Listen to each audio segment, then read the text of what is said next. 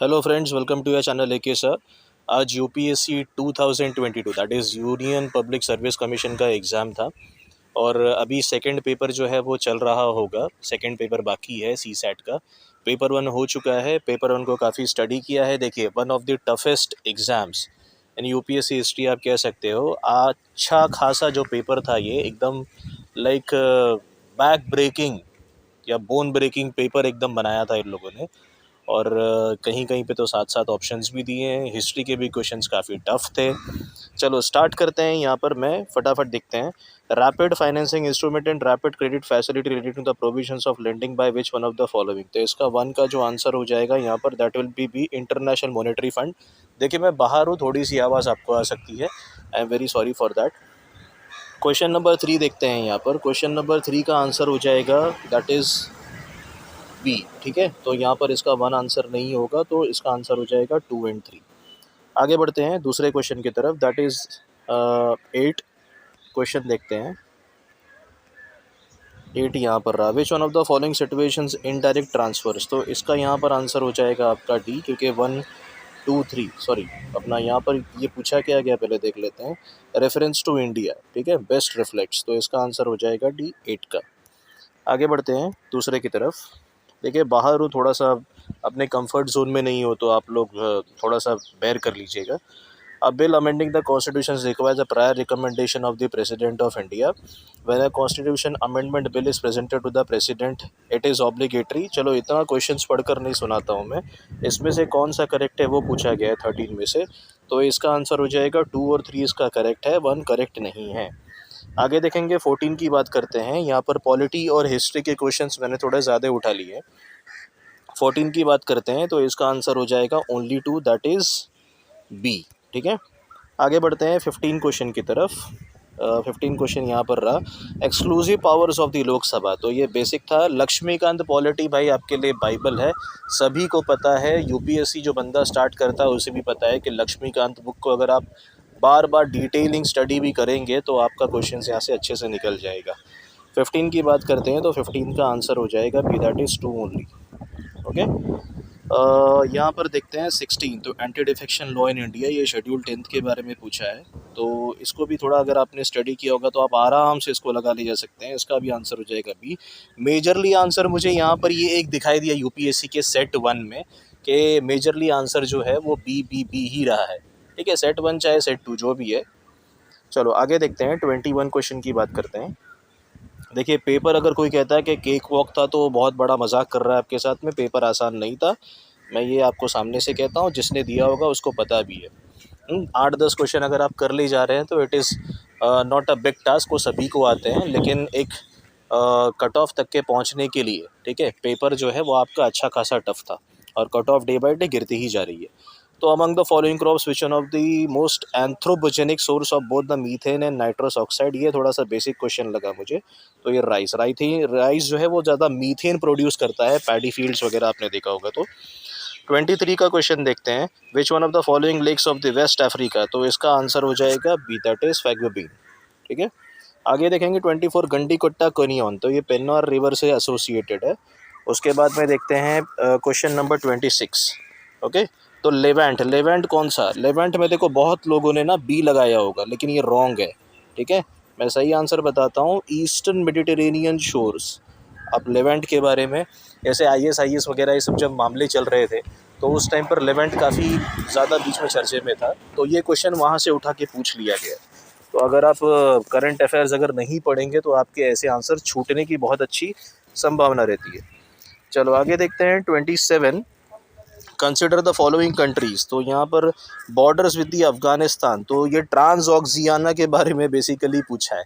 अगर आपने medieval India भी अगर अच्छे से कर लिया और मैप के थ्रू, तो आपके लिए ये आंसर एकदम आराम से बन जाता है। बहुत बेसिक आंसर है सही बताऊँ तो, क्योंकि जितने भी जो मेडिवल इंडिया है, टर्किश वगैरह, जितने भी मंगोल्स के बारे में आप बात करोगे, तैमूर के एम्पायर के बारे में बात करोगे, तो ट्रांसऑक्सियाना एक ऐसे फेज़ है कि जितनी भी जो कंट्रीज़ दिए हुए हैं ना उसके बहुत सारे हिस्से और कुछ हिस्से वहाँ पर आते हैं।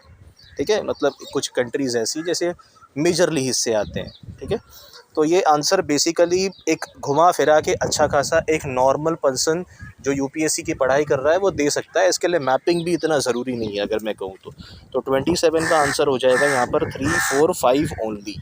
ठीक है, चलिए थोड़ा सा बाहर आपको आवाज़ आ सकती है, मैंने पहले बता दिया है। वेटलैंड, लेक और लोकेशन, तो ये 30 का आंसर यहाँ पे हो जाएगा B, that is Renuka wetland, Himachal Pradesh.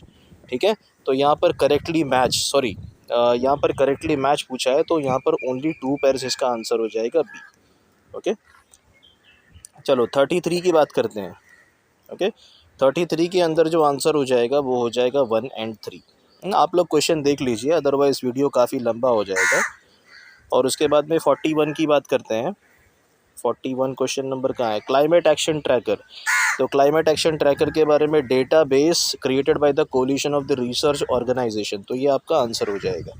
ठीक है, 47 की बात करते हैं, सीधा क्वेश्चन नंबर 47।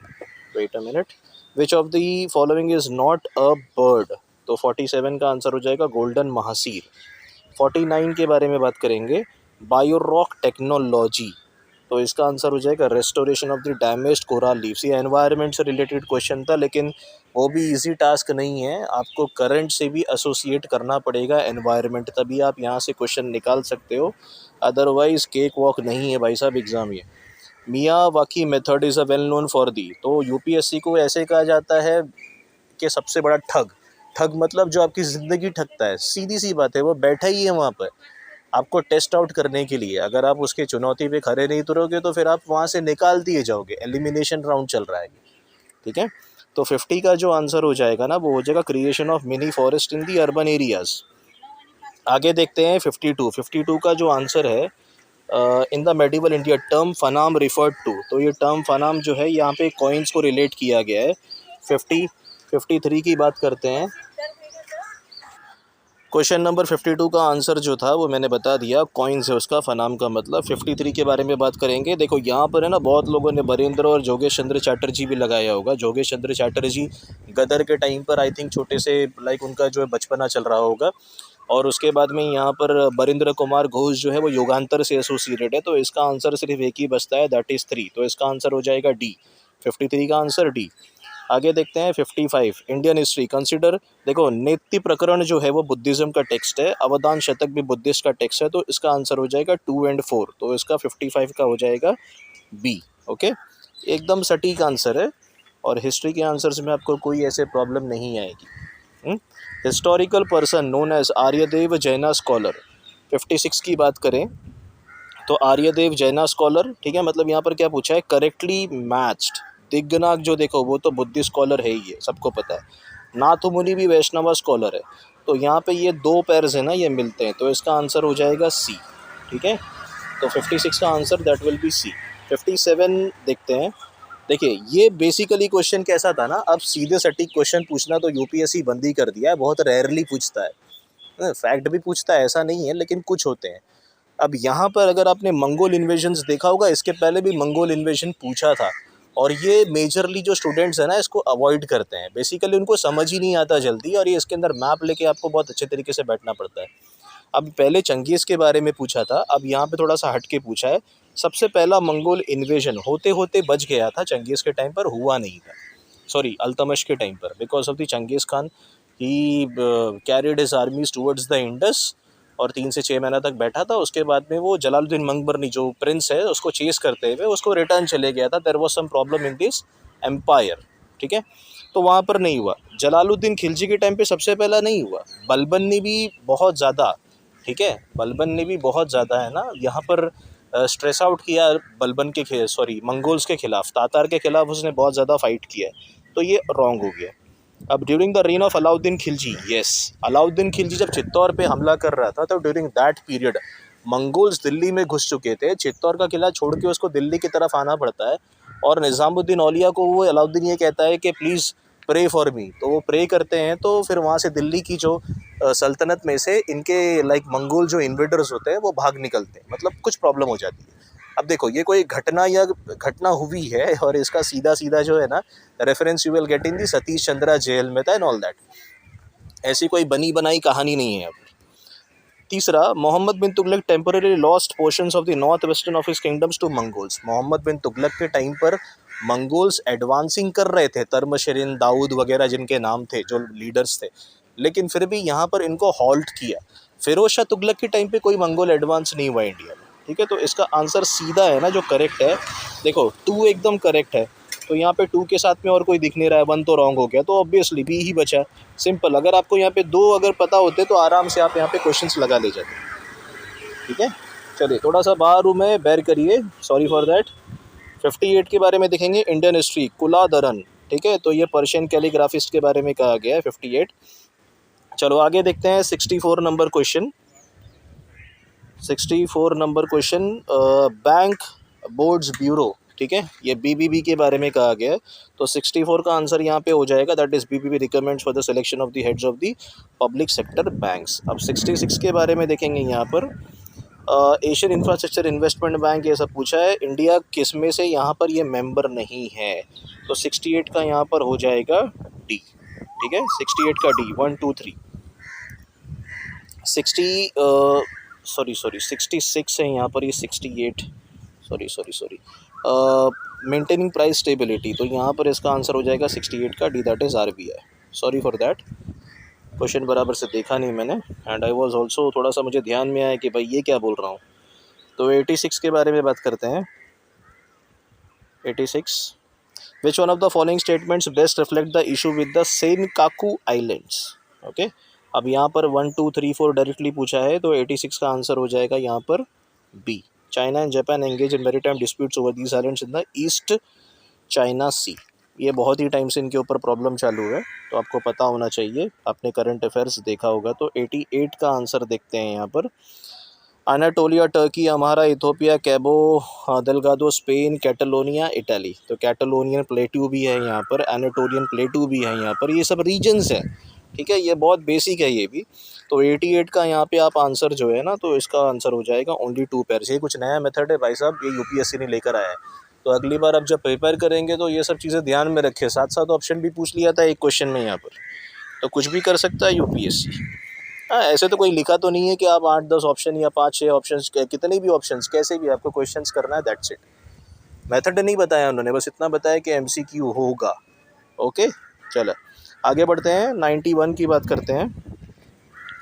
धौली ओडिशा, एरागुड्डी आंध्र प्रदेश, जौगढ़ मध्य प्रदेश, कलसी कर्नाटका। धौली जौगढ़ के अंदर है, जौगढ़ का नाम है प्लेस, ओडिशा यहाँ पर, एरागुड्डी आंध्र प्रदेश में है। तो यहाँ पर 92 का बी हो जाएगा, दैट इज ओनली 2 पेयर्स। चलो किंग डायनेस्टी, तो नन्नुक चंडेला से, ये बराबर है। जय शक्ति भी चंडेला से है। नागभट्ट, तो ये रॉन्ग हो जाएगा, नागभट्ट गुज्जर प्रतिहारा है, भोज जो है परमार है, तो ओनली 2 ऑफ दी पेयर्स, ये बी हो जाएगा, ठीक है। 93 की बात करते हैं यहाँ पर, संगम लिटरेचर, तो इसका आंसर हो जाएगा B, that is social classification of varna was known to Sangam poets, okay. 94 के बारे में बात करते हैं। देखो 94 का जो क्वेश्चन है ना, वो 15th सेंचुरी के बारे में दिया है। 15th सेंचुरी बाबर का भी पीरियड और हुमायूं उस टाइम पर छोटा था, तो यहाँ पर मेजरली हुमायूं या अकबर भी आ सकता है, बिकॉज अकबर ने भी यहाँ पर है ना मेजॉरिटी ट्रांसलेशन कराया था। बट यहाँ पर मेजॉरिटी मैंने सर्च किया है, तो योगा वशिष्ठ जो है वो 15th सेंचुरी ट्रांसलेशन दिया है। तो 15th सेंचुरी बाबर और हुमायूं का लगभग पीरियड आता ही है, ठीक है। हुमायूं उस टाइम पर छोटा ही था ऐसे, लेकिन यहाँ पर अगर मेजॉरिटी अगर देखोगे, लाइक जो जिसने कन्वर्जन्स वगैरह कराए, जैसे ट्रांसलेशंस वगैरह कराए, तो अकबर का नाम आता है। तो मे बी इस प्रकार से बोल रहा हूँ मैं। उसके बाद में शाहजहाँ औरंगजेब, तो कोई यहाँ पर रिलेशन ही नहीं होगा इनका। 98 की बात करते हैं सीधा सीधा, other than those made by humans nano particles, जिसके जो अभी पूरा पढ़ने जाएंगे तो लंबा हो जाएगा। इसका answer D, that is 2 and 3, okay. चलो 100 की बात करते हैं, carbon monoxide, nitrogen, ozone, sulphur dioxide. तो इसमें से एसिड रेन, ये बेसिक क्वेश्चन है, ये आप आराम से कर सकते थे, आपने एनसीईआरटीज़ भी पढ़ी है, तो 2 and 4, ठीक है। तो चलिए मिलते हैं दूसरे वीडियो में, जब तक के टेक केयर, जय हिंद, अपना ख्याल रखें। पेपर जो है वो टफ था, 100 में से 100 या 100 में से 80 क्वेश्चन आपको सही नहीं करने थे, ठीक है। अगर आपने 50 भी सही कर लिए तो कीप योर फिंगर क्रॉस्ड, आराम से, आप टेंशन मत लीजिए कोई भी चीज़ का। अगर आपका लो स्कोर भी आ रहा है तो भी कोई बात नहीं, आप एक अकेले ऐसे बंदे नहीं होंगे। कीप योर फिंगर्स क्रॉस्ड, बाद में कट ऑफ का देखते हैं कैसे, एक पोल वगैरह चलाएंगे, काफ़ी लोगों से बात भी करेंगे, and keep your fingers cross, और मिलते हैं दूसरे वीडियो में। टेक केयर एंड जय।